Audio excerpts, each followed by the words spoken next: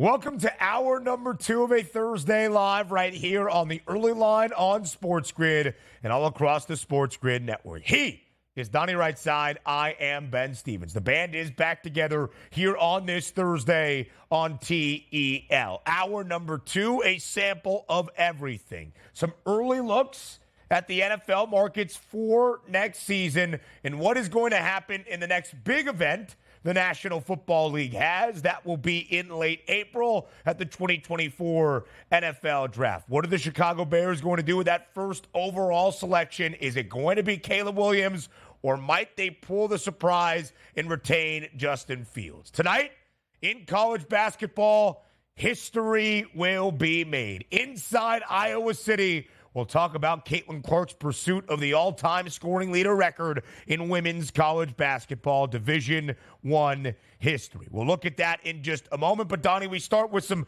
college hoops last night. Top 15 tilt. South Carolina, number 11 in the country in the AP poll released earlier this week. Lamont Paris's crew, winners of 7 straight games. Last night, though, on the road on the Plains against the 13th-ranked Auburn Tigers, booked as a 11.5-point underdog. Something stood out, and the line ended up making a ton of sense. The Tigers win by 40, 101-61 last night at home over South Carolina, snapping that 7-game win streak for the Gamecocks. And yes, Auburn did in fact cover as an 11.5-point favorite. Let's bring in that SportsGrid Radio audience quickly here. Hour number 2, Thursday on the early line, Sirius XM Channel 159. All of our radio terrestrial affiliates now in the fold as well. The Auburn Tigers win by 40 last night at home, 101-61 over South Carolina. And a top 15 tilt on paper did not look that way last night on the Plains. No, it certainly didn't. And yes, if you're just looking at the rankings here, oh, what an upset there for the Auburn Tigers, only to find out they were minus 11.5-point favorites here and absolutely hammered South Carolina. That was a team coming into the game, Ben, 21-3 overall, playing very good basketball on a win streak here. But sometimes it just comes down to the box score. By the way, if I would have told you they were 22 of 28 from the free throw line, talking about South Carolina, whoa, they probably hang around in that basketball game. That's a lot of free throws in college basketball. But then to find out that the Auburn Tigers shot 61% as a team from the field, which included 60% from the three-point line and 90% from the free throw line. That is absolutely incredible performance by the Auburn Tigers. And by the way, maybe the best overall team now in the SEC, it's those Tigers. It's a really good question, Donnie, because the SEC at this moment is stacked. When you look at the Ken Palm rankings, when you look at the top 25, we got a lot of teams up there. Auburn, Tennessee, Kentucky, even Alabama, and, of course, this South Carolina team that last night is an aberration. Playing on the road is always a difficult thing in conference action. But the SEC has a lot of talent. And right now, Alabama, 9-2, best record in the Southeastern Conference, plus 130. 70 cents in front of the Auburn Tigers, a 2-1 number on Auburn, plus 200. Auburn is 9-3. South Carolina is 9-3, 18-1 on the Gamecocks. Fourth best price for South Carolina. Third best number sandwiched in between is Tennessee at plus 240. So Auburn now 9-3 in SEC play. They have covered in all 9 SEC victories. South Carolina drops to 9-3 in the SEC overall. This is going to be one of the more competitive conference races that we will see at the high major power conference level, with a group of teams that really should factor into the conversation. We saw it last night represented in the odds, 11.5-point number in favor of Auburn, despite the fact that Lamont Paris's Gamecocks are 9-3 in the SEC, still at 18-1 to win the conference. They don't think South Carolina is truly in play, the odds makers, that is, despite the record for South Carolina. No, you're right about that, too. And also Kentucky finally, after having a tough week and a half here, got off the schneid here with a big victory. Yeah. So you have a couple ranked teams there at the top of the heap there in the SEC. You take a look. Kentucky's got 7 wins along with Florida, 8-win team in Tennessee, and then 3 9-win teams in South Carolina, Auburn, and Alabama. It's going to be a great finish to the regular season, no doubt about it, Ben. When you look at the SEC, again, we use the Ken Palm ratings and rankings to kind of factor in how the landscape looks in college basketball. Auburn highest ranked, 4th in the Ken Palm efficiency metrics. Tennessee 6, Alabama 7. 3 SEC teams in the top 7. They should be pretty dangerous as we approach March. Again, history tonight will be made inside Carver Hawkeye Arena in Iowa City. Caitlin Clark falling just short on Super Bowl Sunday on the road in Lincoln against Nebraska. And her Iowa team upset by the Cornhuskers as well. But despite the loss and the effort out of Iowa overall, the number 2 team in the country last week, the Hawkeyes return home to celebrate tonight. Caitlin Clark just 8 points away from becoming the all-time scoring leader in Division I women's college basketball history. 3,520. The career points she has scored so far, trailing Kelsey Plum, who played at Washington, by only 7. How will point number 3,528 come tonight? You can bet on that, Donnie. Game line not out just yet for Iowa against Michigan at home. But the most likely basket of method for Caitlin Clark to record that historic number, a 3-pointer. It's an odds-on favorite at -120. And it should be. She's going to be bombing away right out of the gate. But I got to tell you, I just feel like it's one of those Ben and ones at the rim. So you come up a point short on the layup at +145, but you splash that free throw at a +850 price. That's the way I'm going to go. On an and one, she sets the all-time record. I like the look, Donnie. If you want to have a little plus money, why not take a shot at it if 3-pointer is favored at -120? Caitlin Clark in her most recent game against the Huskers on Sunday, 5 of 15. Now, I'm diving back into all the game logs that Caitlin Clark has played in her Iowa career. I'm already back at her freshman campaign for the Hawks in 2020-21. I don't believe that was the last time. Saturday, January 1st, 2021. The last time that Caitlin Clark scored less than double digits. Again, she only needs 8. She had 8 against a ranked Northwestern team on the road. That is a very long time ago. So for somebody that averages more than 32 points per game, the nation's leading scorer, getting 8 points should be a matter of fact. When does it come? We expect early and often in that opening quarter. Listen, it is going to be a party, electric, celebratory atmosphere inside Carver Hawkeye. However, Caitlin Clark and Lisa Bluter, head coach for the Hawks, Donnie, said on Sunday, we were too focused on getting Caitlin the record. We lost the basketball game. I don't think she's going to take every shot in the opening quarter. -600, though, for Clark to set the record in those first 10 minutes against Michigan at home tonight inside Carver Hawkeye. Caitlin Clark, when we wake up tomorrow, will be the D1 all-time scoring leader in women's college basketball history. NFL MVP odds already? Yeah, next.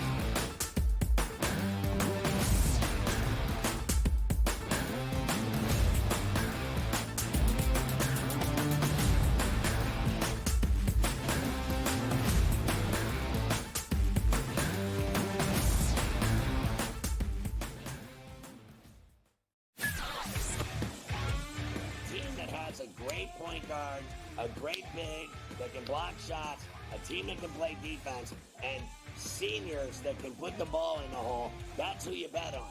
You don't bet on freshmen. You don't bet on teams that don't play defense. There you go. I mean, you got to run the guy over to call a foul in a tie game in that kind of a spot. That was a bad job by those refs. Pharrell Coast to Coast, only on SportsGrid. Another reason why they wanted the deadline is the number is 7. Those are the tradable first-round picks the New York Knicks have. And that could be something to look out for in the future. Does New York back it up and throw a ton of picks to a team like Dallas, maybe in the future, to get Luka Doncic? Betting above the rim, only on SportsGrid. I'm sort of starting to figure out where these Canadian guys play well, bro. Not Hawaii, not California. Give me a Canadian in Ohio, Cam. Give me a Canadian in Michigan. Give me a Canadian at the Waste Management.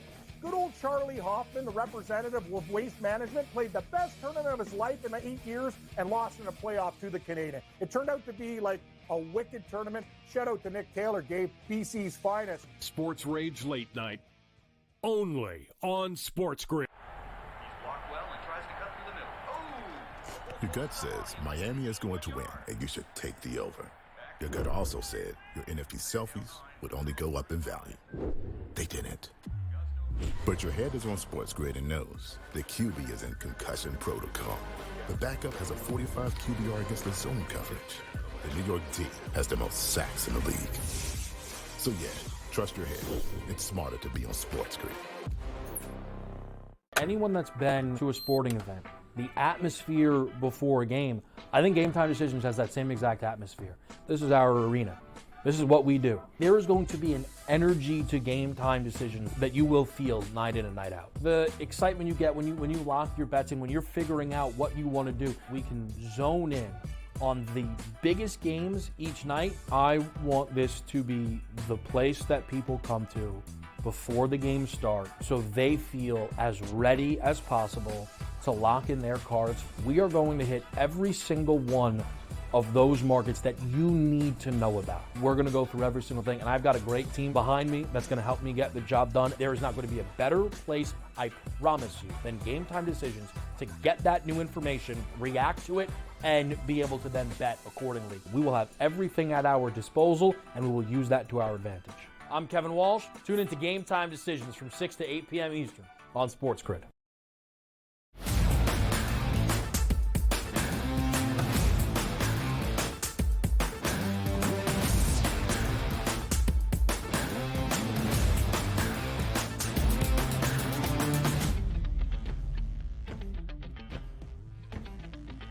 The early look here on the early line, live on this Thursday all across the Spiz Grizz network, that is SportsGrid. We look at the NFL MVP odds for the 2024 NFL campaign. It is never too early to talk next year in football. It also should be no surprise to see Patrick Mahomes as the betting favorite, plus 650, $1.50 in front of Josh Allen, an 8-1 number for the quarterback for the Buffalo Bills. Joe Burrow, hopefully a fully healthy season, 10-1. How about C.J. Stroud? Already making his way up the board, fourth best price for the QB for Houston, who will enter his second year in the National Football League, 11-1. Lamar Jackson, fifth best price at 12-1. Don't show this to Kevin Walsh, Brock Purdy, Dak Prescott, and Jalen Hurts, all tied for that seventh best number, or eighth best number rather, at a 16-1 price to round out the top 10. Yeah, and by the way, you take a look at that full thing there.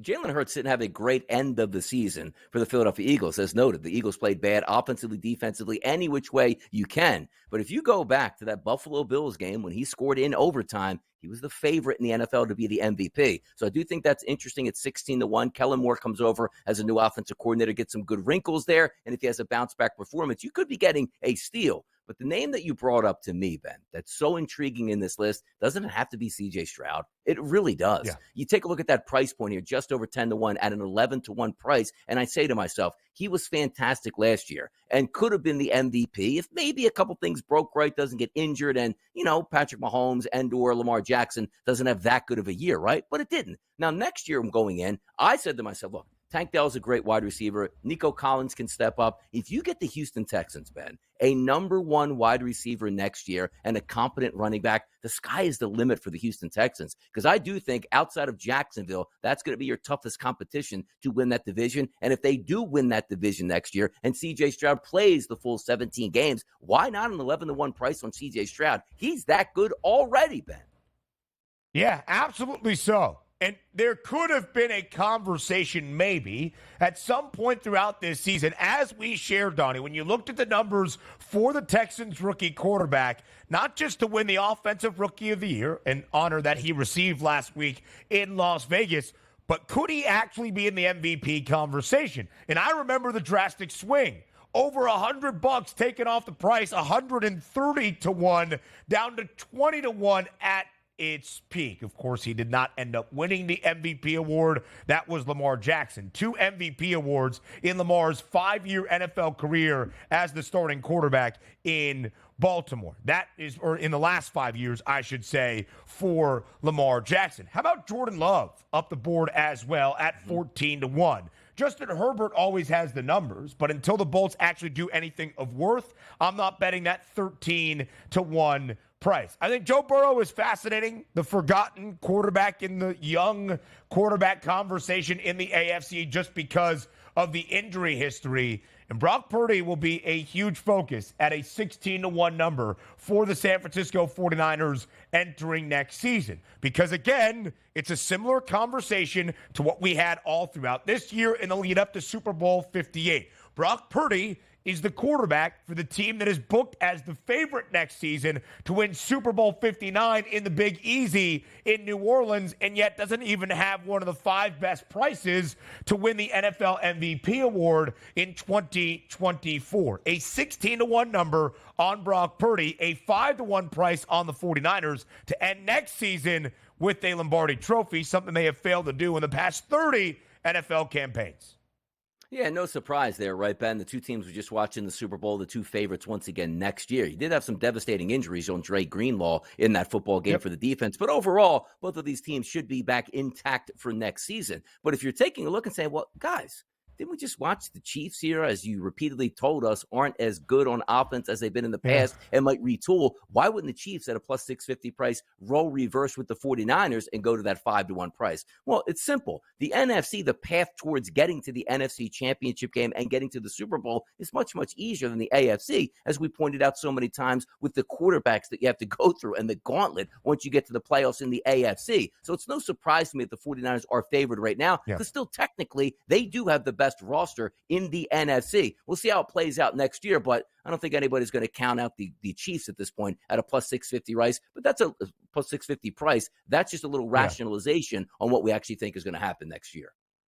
We showed you the top 10 prices to win Super Bowl 59 in New Orleans. 6 of the 10 teams hail from the AFC. That's just the case of what it is going to be next season. The next season, the next season in the AFC, when you have Mahomes, Allen, Burrow, Stroud, Jackson, Herbert. Look at the NFL MVP odds again for next year. Top 6 prices, all play quarterback in the AFC, and at this moment, all 6 of those signal callers are 28 years or younger. That is just how loaded the AFC is going to be next year and for many more years to come.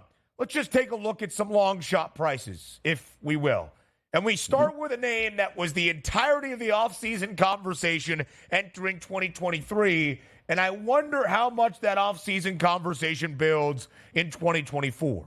Aaron Rodgers, who will be 40 years old by the time next NFL campaign gets underway in September of 2024. A 25-1 price to win next year's MVP honor. For a guy that has won double-digit or multiple MVPs, I should say, in the last 5 seasons, is there any shot, Donnie, that you would sprinkle a little bit of your hard-earned cash on Aaron Rodgers to win the NFL MVP award next year? No, probably not. And it's not really a knock on Aaron Rodgers, but again, you're not 26 years old coming off that injury where you just won an MVP and you basically had the whole year to take off. You're coming back recharged. He's older. That offensive line for the Jets still stinks. And also keep in mind, in order to be the MVP, Ben, you can't go like 9-8 on the season, right? Somewhere in that realm. You have to probably win your division and be one of the best teams in the AFC. As we just told you how tough the AFC is and also how tough the AFC East is. We don't know what we're going to get out of the New England Patriots. Remove them from the equation. We know the Buffalo Bills are going to retool and be a pretty good team with Josh Allen. And the same thing with the Miami Dolphins. They'll retool, restructure, and see how explosive they can be coming up in this next season as well. I just don't think it's in the cards for Aaron Rodgers to have a monster season, just because, quite frankly, he plays in the AFC, and there's a lot of competition for that dollar there. Yeah, there absolutely is. A 30-1 price, by the way, on the New York Jets to win next year's Super Bowl. It was a lot shorter entering 2023, 4th best price out of the AFC teams a season ago before the year got underway. Again, I will be fascinated to study those numbers on the New York Jets and Aaron Rodgers if the optimism has come down realistically because of a 40-year-old quarterback coming off of a torn Achilles, and what it means for the New York Jets, who have not seen the postseason now in over a decade. I believe the count is at 13 years, the longest streak in the 4 major men's professional sports here in North America. Elsewhere, Donnie, you see the Detroit Lions right now to win Super Bowl 59 tied for the fourth best price alongside Buffalo at 12-1. That number got shorter and shorter and shorter even after Detroit was knocked off by San Francisco in the NFC Championship game because of the return of Ben Johnson. If Ben Johnson is back orchestrating the offense and the guy under center is the same, Jared Goff, and the Lions have the fourth best price to win Super Bowl 59, why would Jared Goff be at 50-1 to win the NFL MVP award next year? It's pretty crazy, right? We're anticipating saying to ourselves, well, Jared Goff isn't really as good as what we saw, and maybe he's getting a little bit more lucky than good. Now, granted, he probably would have been a true 50-1, like you're saying, if Ben Johnson had left. Like, hey, nobody's going to take him. But also, if you're looking for the next step next year in the NFC, and you're looking for a rebuild there for Detroit, which means, hey, you know what? We're going to fix some of this defensive problems that we have. We're not going to make dumb coaching decisions, and we're going to make it to a Super Bowl. Why not Jared Goff at a 50-1 price? I think there's a lot of value there at a 50-1 number to maybe cash out at a certain point if the Lions can reach the level of success that we saw a season ago and we would expect moving forward in the Motor City. How about the quarterbacks of the future? 2024 NFL Draft next.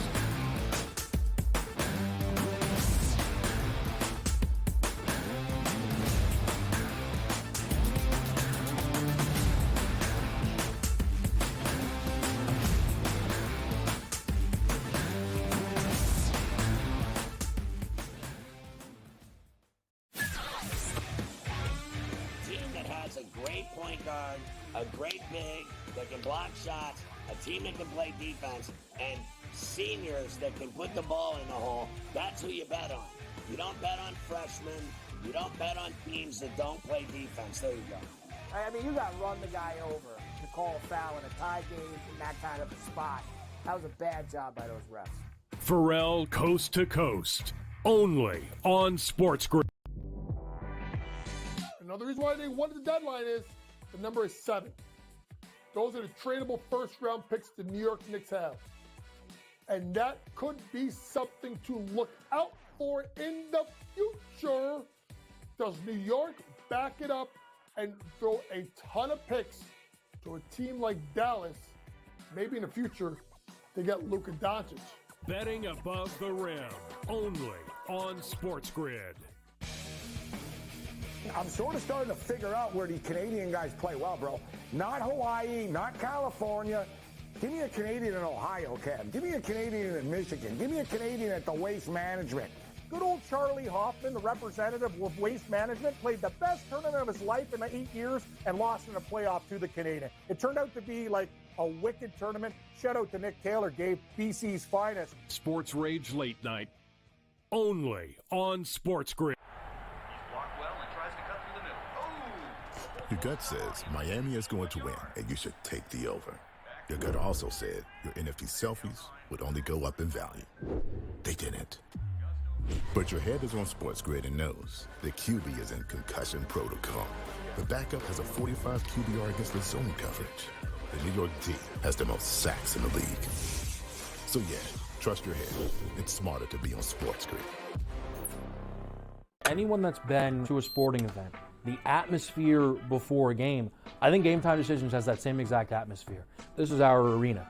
This is what we do. There is going to be an energy to Game Time Decisions that you will feel night in and night out. The excitement you get when you lock your bets in, when you're figuring out what you want to do, we can zone in on the biggest games each night. I want this to be the place that people come to before the games start so they feel as ready as possible to lock in their cards. We are going to hit every single one of those markets that you need to know about. We're going to go through every single thing, and I've got a great team behind me that's going to help me get the job done. There is not going to be a better place, I promise you, than Game Time Decisions to get that new information, react to it, and be able to then bet accordingly. We will have everything at our disposal, and we will use that to our advantage.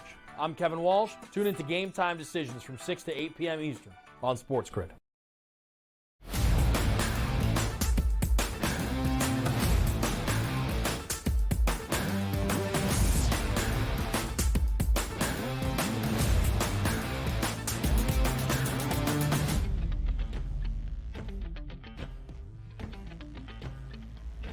Oh, yeah. Super Bowl 58 just ended on Sunday, and the boys were out there doing it real big in Las Vegas last week. It's Donnie Rightside, it's Ben Stevens. But as always, we got to sort of look forward to the future. And look, it is a little ways away before we get to the NFL draft. And we've known for weeks now, Ben, who actually is going to be drafting number 1, obviously through number 10 in the NFL draft. But that doesn't stop the conversation here, and it's a great one. So we know the Bears are drafting 1, the Commanders 2, the Patriots 3, the Cardinals 4. You get the picture. But let's have some fun with this first. The Bears at number 1.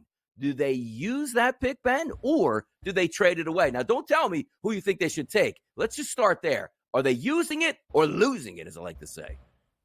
The Chicago Bears will use the number 1 overall pick, and they are going to take Caleb Williams. I know you didn't ask for that, and we'll get into the conversation. But the Chicago Bears will utilize the number 1 overall pick. It will not be traded away. They will probably move on from Justin Fields and select Caleb Williams. So we start there. The Chicago Bears will hold on to the number 1 overall pick and will draft first overall in 2024. All right, so let's start there with that and who they're actually going to pick with that number 1 spot, because the FanDuel Sportsbook is basically saying, like, it looks like it's going to be an automatic here for that number 1 overall pick. So if the Bears do make that decision, they go with Williams at minus 1,200. Now, my question to you is, all right, if they're going to use that pick, draft a quarterback, what happens with Justin Fields and the Chicago Bears? Yeah, I think his time has come to a close. A very interesting offseason for Chicago overall. Second straight offseason for Ryan Poles as the new general manager in the Windy City, where he has over $100 million worth of cap space, by far the most cap room in all of the NFL, and there's a ton of draft assets that the Bears have once again. It is building toward a future. Now, Donnie, you know me. I'm a huge Justin Fields defender, backer, and believer, as I have been since it was Justin Fields in the draft cycle way back in 2021. I still believe that Justin Fields is going to have a long and successful NFL career as a starting QB in this league. I still think Justin Fields can cut his teeth as a quarterback in the National Football League, to be one of the 15 best, to be one of the 10 best by a certain point in his career. I'm just not so sure that's in Chicago any longer. I think the situation has just soured for the Bears, but it is a really interesting spot for the Bears to decide. And part of the cap room conversation, Donnie, will be focusing on Justin Fields, if that were to be the case, in still his rookie contract. It's about to be year number 4 of Fields' NFL career. When you're picked in the first round, you have a 5-year NFL contract where that 5th year is the team option, where you need to decide if you are going to exercise that option before season number 4. So if the Bears do want to keep Justin Fields, they should exercise that 5th-year option, but that would tie them to Fields for at least another season beyond 2024. But you keep him at his rookie wages and not having to extend him if you don't pick up the 5th year to have another prove-it season here in 2024. That would make zero fiscal or realistic sense for Chicago. Now let's play out the other side of that conversation, Donnie. Minus 1,200 for Caleb Williams to be the first overall selection. As we always say, we need the caveat, we need the distinction. That doesn't mean the Bears have to draft Caleb Williams first, just that he goes number 1 overall in the 2024 NFL draft. But as I shared, I believe Chicago will be the one making that pick, and I believe Caleb Williams will be the Bears quarterback next season. Matt Eberflus was brought back by Chicago to be the head coach. Some changes, of course, to the offensive staff. Shane Waldron now in for Luke Getsy. There is a chance, though, Donnie, that you tie everything into Caleb Williams. You hit your wagon to Caleb Williams, and you thrust him into an impossible situation in Chicago, where if Matt Eberflus and the Bears do not have a winning record with a rookie quarterback, is he going to be the head coach the following season in 2025? Is he a lame duck sitting head coach for a rookie QB who will have to learn a new offensive scheme under a new staff into his second year in Chicago, a situation that Justin Fields knows pretty well? That is the interesting decision that Chicago needs to make, because it would almost seem to say that you brought back Matt Eberflus. He is the head coach of the future, but you are changing that vision of the future by letting go of Justin Fields, moving on from the guy you drafted 11th overall in the 2021 NFL draft to go all in on Caleb Williams. Are you all in on Caleb Williams and a little bit uneasy on Matt Eberflus? Or is that the pairing? Eberflus, the head coach, Shane Waldron, the OC, Caleb Williams, the quarterback for the next 5, 7, 9 years in Chicago. It's the situation that I find so intriguing for the Bears in the Windy City this offseason.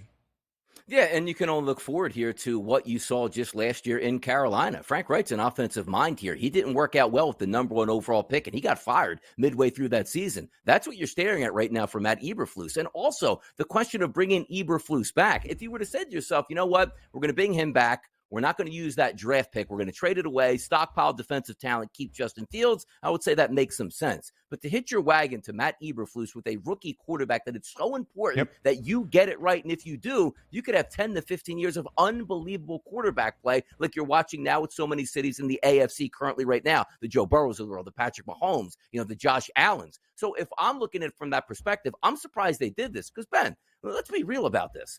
Chicago is a big city. Right? So it's a great spot for a head coach to move in, but also what head coach wouldn't like this going, you know what? The expectations are low. I have a stockpile of money I can use to revamp this team, and I might be getting a stud quarterback for the next 15 years. I'm surprised they stuck with Eberflus. You should have had your phone buzzing and ringing from other agents going, hey, you know what? I know my coach is in college. I know my coach is here. He would love a chance to get in front of ownership and sell why he could be that next coach. So I'm very surprised that they're going to go Caleb Williams, which I think they will, and keep it with Matt Eberflus. I thought that would be a big-time offensive hire to sort of mesh well with Caleb Williams and send them off over the next 10 years with great football in Chicago, Ben. It would have made sense, Donnie, just logistically and rationally. If you keep Eberflus, you keep Fields, you trade away number 1 overall, and you get all the draft capital to build a roster under a coaching staff that is familiar with one another. And the reason Eberflus kept his job is because the Bears won 5 of their final 8 games and looked better on the defensive side of the football, where Eberflus was calling the shots for a majority of 2023. So you would build upon the success that you had seen. Well, you're kind of taking that off the roadmap and revamping slightly with a new quarterback, where the expectation for Eberflus to keep his job in 2025 will probably be a winning record in the NFC and contending for at least a wild card spot in that conference. It doesn't really match up. Now, quickly on Caleb Williams. There is some conversation, of course, for the 2022 Heisman-winning quarterback. With how the year ended at USC and some of what we saw on the football field, is Caleb Williams really that guy? I still think he is that guy. And as the odds makers agree, minus 1,200 to be that first overall pick, he is going to go number 1 overall, 1 of 1 in 2024. Now, compare that, Donnie, to number 2 overall, because I think this is going to be a very quarterback-heavy draft very early on.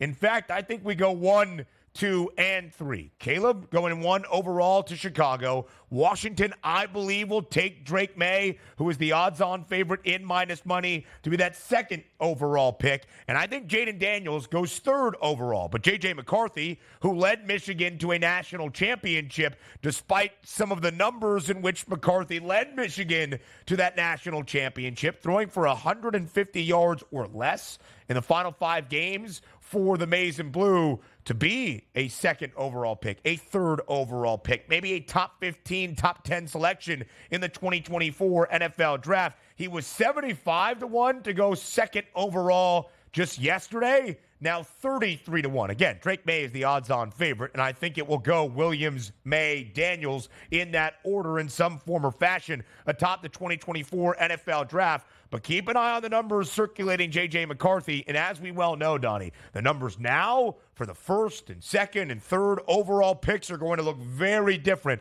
on Thursday, April 25th, the opening night of the 2024 NFL draft.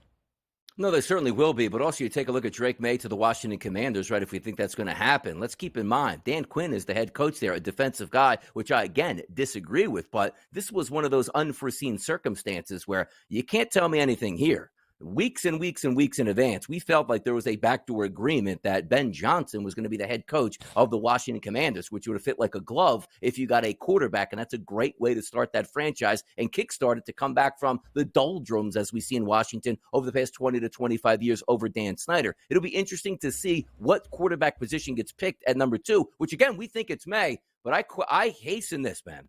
We are going to see that draft process. And when Daniels gets out there to show off his arm and runs a 40-yard dash, there are going to be teams going like, I don't know why this guy isn't the number 1 overall pick. The draft process is so much fun from a hype standpoint. And Jaden Daniels, he might get the most hype even all the way through that draft process once he gets to workout day. Completely agree. And the Washington Commanders, by the way, that have a new head coach and a new OC in Cliff Kingsbury, might they be interested in at least calling Chicago and saying, hey, what are you guys doing? We want to reunite Cliff and Caleb outside the nation's capital. Gerard Mayo, the new head coach for New England, by the way, in so many words said, we are going to draft the most important position. He didn't say quarterback, but we know what that means. How about some of the other quarterbacks that we knew very well throughout their college careers, like Bo Nix? Favored to go to the Denver Broncos at 3-1. Denver drafts 12th overall. How about the Seattle Seahawks? Ryan Grubb, the former offensive coordinator of the Washington Huskies. Now the Seahawks, the favorites to get Michael Penix Jr. at a plus 400 price. Plenty more around the NFL up next here on the Early Line.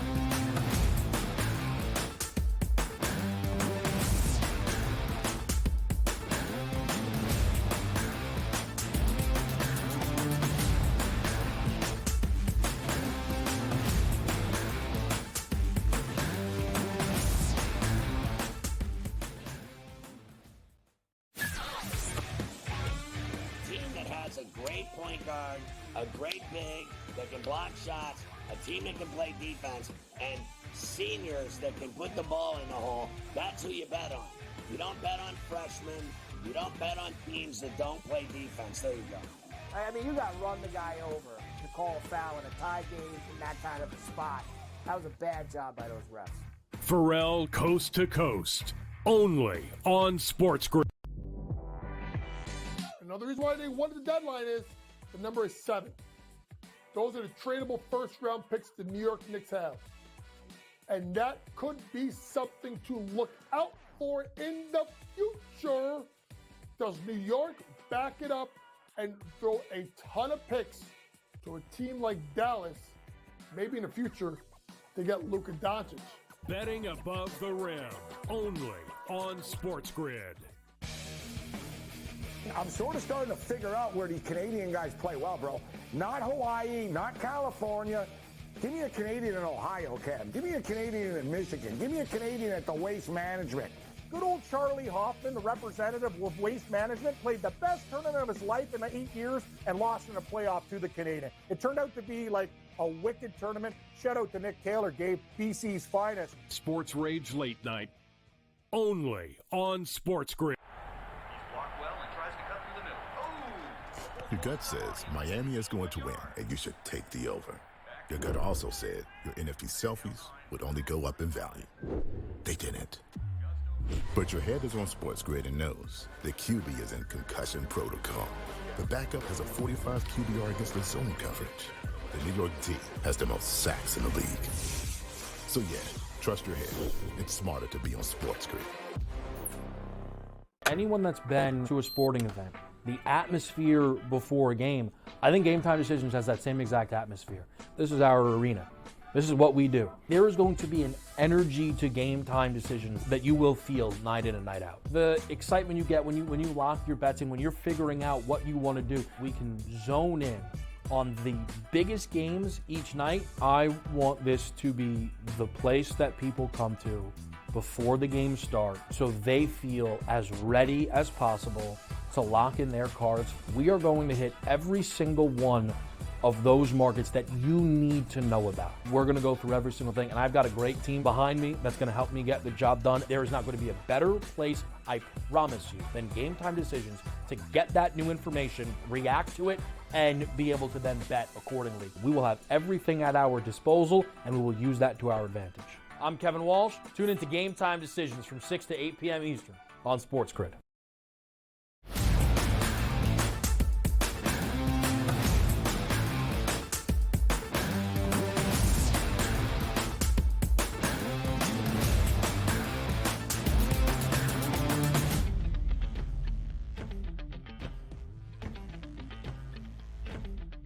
Live right here on this Thursday on the early line. Now we guess the line as we continue to forecast 2024 next year in the National Football League, although this year just ended a few days ago. Super Bowl 59 will take place in the Big Easy in New Orleans. And as we shared earlier, despite the fact that Chiefs have won 2 consecutive Super Bowls, 3 of the last 5, they are not favored to make it 3 straight. Plus 650 the number on Kansas City.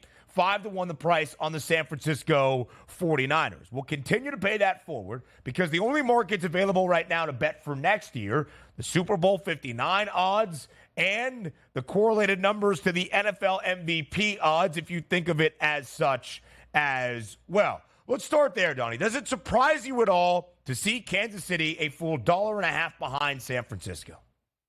It does a little bit because, again, we can only measure this, Ben, based on what we saw in the Super Bowl and say, okay, this looks like this is probably the team that's coming back. But let's roll reverse here quickly and say, oh, well, you know what? Tyreek Hill's furious at the Miami Dolphins. He can't stand them, and he just got traded back to the Kansas City Chiefs. Then you would see that number drastically come down. But if we're led to believe, just based on what we see right now, and maybe a slight retooling of the offensive, positions, or should I say skill positions on offense, running back, maybe an extra wide receiver there, then no, it doesn't really astound me that much where the prices currently sit right now. But again, if they do make changes, which I think they will, that price is going to go lower, Ben, no doubt.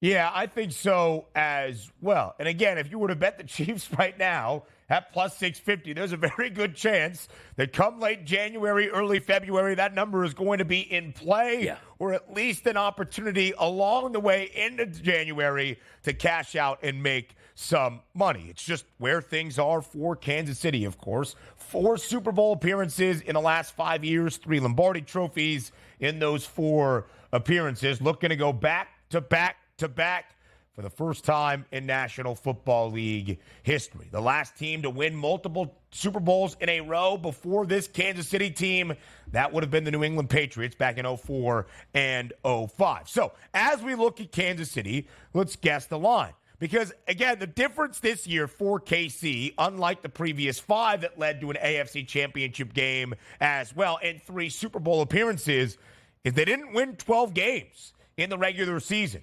And their 2023 win total was exactly that, 11.5, the expectation being they would be right around that number. They finished with 11, the first time with Patrick Mahomes as the starting quarterback in his 6 seasons in KC. They won less than 12 games. So as we guess the line for the Super Bowl champs and what that win total is going to be next year, what do you think that number ends up being?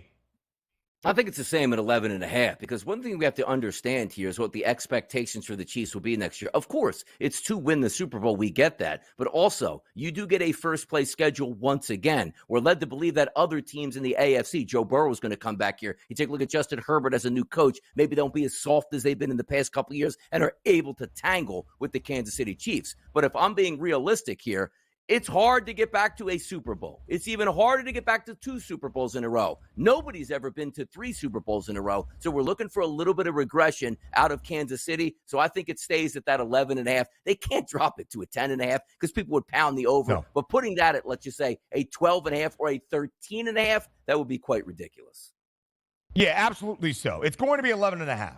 Maybe the under has the juice this time around, but I think the number is 11.5 for a team that has gone over that number in 5 of the last 6 years and only under once, and it was this year in 2023, finishing with 11 regular season wins. And the Chiefs lost 5 of 7 in a span leading up to their second to last game of the regular season to still stay under 11.5. It felt dismal, but for a time, Donnie, let's not forget the Chiefs were off to a 7-1 start or something of the sort here in 2023. And again, it might sound crazy to say, But you look at the 6-1 number for the Chiefs before this year. The reigning Super Bowl champs were booked as the Super Bowl favorites. If you would have bet that number, you could have had better along the way, like in that run before the postseason got started. But by the time the divisional round was wrapped up, a 7-1 number for KC entering against Buffalo was certainly a lot less than that. Now the conversation on the Super Bowl favorites entering 2024, that would be the 49ers. A 5-1 price for San Francisco. There were some questions around the quarterback spot for Brock Purdy. Not only is he the guy, but because of the injury to the right throwing elbow entering this year. Remember at this point last season, Donnie, the debate was who's going to start for San Fran? Is it Brock Purdy off the torn UCL in his right throwing arm, or is it Trey Lance, who is no longer a member of the San Francisco 49ers? Jimmy Garoppolo was still on the roster at this point last year to begin the offseason. So 9-1 for San Francisco. Team win total before 2023's NFL season was 11.5. Of course, they were the number one overall seed. They finished the year with 12 wins for the 49ers. Now the Super Bowl favorites for next season. What is that win total going to be for San Fran entering 2024? Well, granted, if they open up as the Super Bowl favorites, they're going to have a high number here, but I doubt, again, it's going to be 12.5, so I'll go 11.5, but we are expecting regression here, certainly, for the 49ers again. Case in point, they were pretty healthy throughout the entire season. I believe it was Hufanga was the only guy basically on defense that mattered that sat out with had a IR injury, but on offense, they were relatively healthy. Yes, Deebo Samuel was banged up a little bit. Christian McCaffrey late in the season against Washington went down with the calf injury, but if you are expecting Christian McCaffrey to get 400-plus touches again next year, and be able to make it through the season on a Super Bowl run, that's not going to happen here. So that number will be 11.5, and quite frankly, looking at it right now, a first-place schedule again, I'm going to bet the under on that. A lot of things have to go right for you to make a Super Bowl run, and Christian McCaffrey being healthy for just about 98% of the season, that's not going to happen again, and his history tells us that. The San Francisco 49ers are a very, very interesting franchise. We give the Dallas Cowboys a lot of flack. When they last won their Super Bowl in 1995, now 12 or 13 playoff appearances. My number is a little bit hazy at this moment. I believe it is 13 playoff appearances for Dallas where they have failed to get even past the divisional round. San Francisco has had much more success overall since its last Lombardi Trophy in 1994. 8 conference championship game appearances, multiple Super Bowls in that span, 3 in fact, and yet they have fallen short of cashing that Super Bowl 59 ticket that is currently booked as the best price at 5-1. Are there any questions, Donnie, in your mind about the ultimate staying power of San Francisco, of ultimately winning a Super Bowl, not just getting to an NFC championship or even an appearance in Super Bowl 59? Well, I mean, they're talented enough to do it. There's no question about it. As we saw, they just made a great run to the Super Bowl and had a 10-point lead. The question is, when they get to these big games, can they actually get over the hump? Because now you take a look at Kyle Shanahan, who I love him. He's an unbelievable play caller. But there's a lot of question marks now that are starting to creep in saying, you know what? You're great in the regular season, but you don't translate in the playoffs because you don't put your teams in the best situations here. And we're not even talking about sometimes, Ben, right? Hey, look, he doesn't get his team prepared for the biggest games, which means you open up these football games and you're getting blasted from the start. No, I get it. You did have one of those against the Lions, which you won, but you had a 10-point lead, a 10-0 lead in the Super Bowl. You were prepared. You just couldn't hang on. It's that big game element, that split decision that you need to make the correct call. Kyle Shanahan hasn't been able to do that yet. And quite frankly, how do you bet on Kyle Shanahan in the future to do that once he gets back in a big game situation? Listen, you could say it's a narrative for some of them, right? But he was the offensive coordinator for 28-3. We'll leave that alone because it's a different team, a different position, a different organization through and through. But both of the Super Bowl appearances in the last 5 years for the 49ers, they held a double-digit lead on the same team, albeit Kansas City, but a double-digit lead at some point in a Super Bowl and squandered both of those opportunities. A 10-point lead late in the third quarter back in Super Bowl 54 against the Chiefs. 10-point lead early on in the opening half against this Kansas City team. And again, They squandered the opportunity to cross the finish line as a Super Bowl champion. And maybe that's the narrative, right? Games work out different ways because that's just how things go for the Chiefs, who in all 3 of their Super Bowl victories, they've been down by double digits at a certain point in that football game. But at the end of this football game specifically in Las Vegas on Sunday evening, that went into overtime, and one side was fully prepared each and every week throughout the playoffs, going over the new postseason overtime format and what their plan of attack would be, and the other side fresh, so you know it was raw and real, saying, oh, we didn't even know the rules were different. How can you look at the guy organizing that team and say, I have full confidence that he will figure it out? Next up, Donnie, we look at the Detroit Lions. Of course, a team that saw levels of success this season they hadn't in 3 decades. First divisional championship, first playoff win in 32 years, first NFC championship game in that same amount of time. The Detroit Lions now tied for the 4th best number at 12-1 to win Super Bowl 59. Last year's win total was 9.5. Still the questions, could Detroit, with the expectation, rise to that level? They did. They won 12 games. What do you think the win total is for Detroit this time around?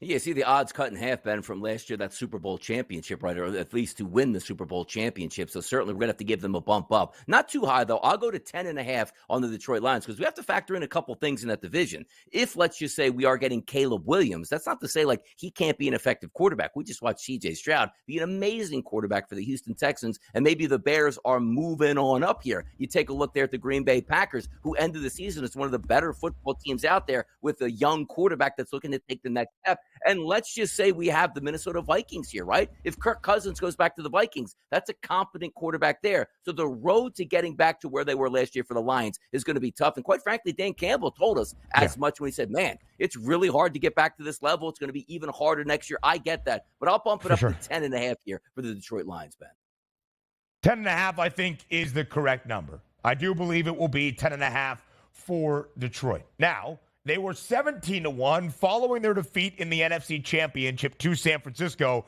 for the Super Bowl odds that were already out for next year.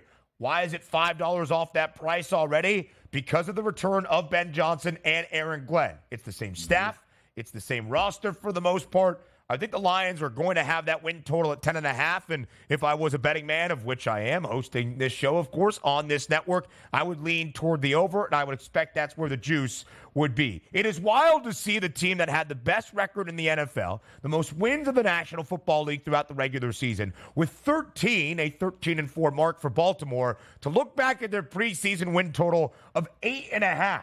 before 2023 got underway. After his second NFL MVP award, but still a lack of success ultimately in the postseason. What do you think the number is for Lamar Jackson and the flock entering 2024? It's going to be up there because the one thing that we do know, the Ravens always, if Lamar Jackson is healthy, are an unbelievably talented team, but also a very good regular season team. And again, we're not voting on are they going to win the Super Bowl and how many playoff wins are they going to pick up. It's the regular season. So if we see them opening up at the 8.5, we know that's not going to be the case. But also keep in mind, I'm going to go 10.5. The reason being behind that, how good is that division they play in, Ben? Because we take a look at the Pittsburgh Steelers, you know they're going to retool at least at quarterback. You take a look at Burrow coming back there for the Cincinnati Bengals, and what are we going to get out of Deshaun Watson and Nick Chubb coming back into the fold for the Cleveland Browns? Give me 10.5 on the Ravens, and I would bet it to the over. 10.5, the over has the juice. I would completely agree. I don't think it goes up much more than that. In the AFC South or other divisions in the NFC, sure, I still think the AFC North is going to be grueling once again in 2024 with Joe Burrow back for the Bengals. Who knows about the Browns? And the Steelers never are really all that bad. We're back on the early line in just a few.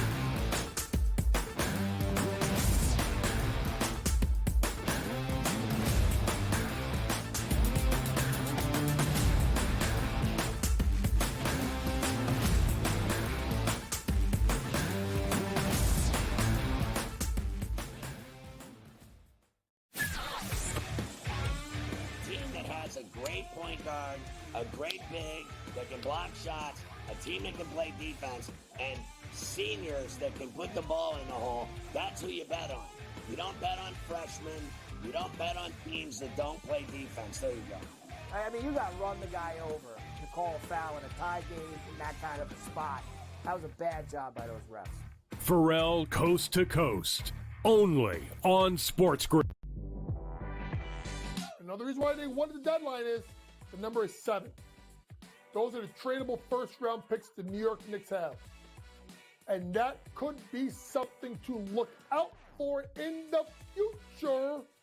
Does New York back it up and throw a ton of picks to a team like Dallas? Maybe in the future, they get Luka Doncic. Betting above the rim, only on SportsGrid. I'm sort of starting to figure out where these Canadian guys play well, bro. Not Hawaii, not California. Give me a Canadian in Ohio, Cam. Give me a Canadian in Michigan. Give me a Canadian at the Waste Management. Good old Charlie Hoffman, the representative of Waste Management, played the best tournament of his life in the 8 years and lost in a playoff to the Canadian. It turned out to be like a wicked tournament. Shout out to Nick Taylor, Gabe, BC's finest. Sports Rage Late Night, only on SportsGrid. Your gut says Miami is going to win, and you should take the over. Your gut also said your NFT selfies would only go up in value. They didn't. But your head is on SportsGrid and knows the QB is in concussion protocol. The backup has a 45 QBR against the zone coverage. The New York D has the most sacks in the league. So yeah, trust your head. It's smarter to be on SportsGrid. Anyone that's been to a sporting event, the atmosphere before a game, I think Game Time Decisions has that same exact atmosphere. This is our arena. This is what we do. There is going to be an energy to Game Time Decisions that you will feel night in and night out. The excitement you get when you lock your bets in, when you're figuring out what you want to do, we can zone in on the biggest games each night. I want this to be the place that people come to before the games start so they feel as ready as possible to lock in their cards. We are going to hit every single one of those markets that you need to know about. We're going to go through every single thing, and I've got a great team behind me that's going to help me get the job done. There is not going to be a better place, I promise you, than Game Time Decisions to get that new information, react to it, and be able to then bet accordingly. We will have everything at our disposal, and we will use that to our advantage. I'm Kevin Walsh. Tune into Game Time Decisions from 6 to 8 p.m. Eastern on SportsGrid.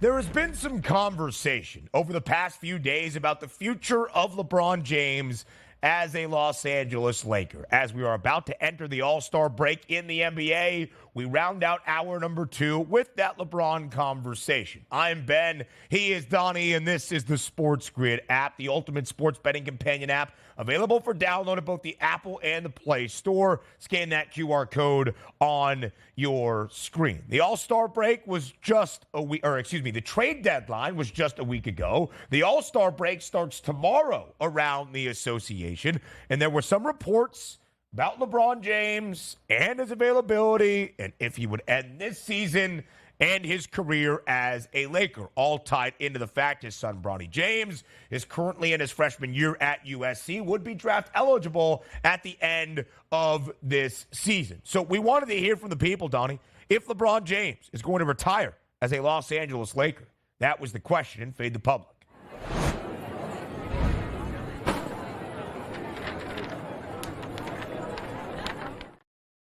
Will LeBron James retire as a Laker? At SportsGrid TV on Twitter, the options for you, the choices to be made, pretty simple, yes or no. Most of the public, about 64% of the public, say no.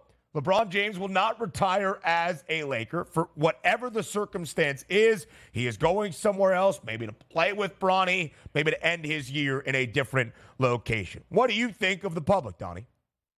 Yeah, I think the public is actually wrong on this one, but I can't fault them for going no at 63.8% of the numbers here. And why is that? We just heard from the trade deadline that other teams were calling to try to get a trade for LeBron James, whether it was the Golden State Warriors or the Philadelphia 76ers. But also, we also saw his agent, Rich Paul, basically last week, like, he's not getting traded, as if Rich Paul runs the Lakers, which technically I guess he does since LeBron James is his client. I do think he stays there. But the reason why we're seeing a lot of noses, number one, the chatter is out there. And correct me if I'm wrong, LeBron James has been on a few different ball clubs already in the NBA.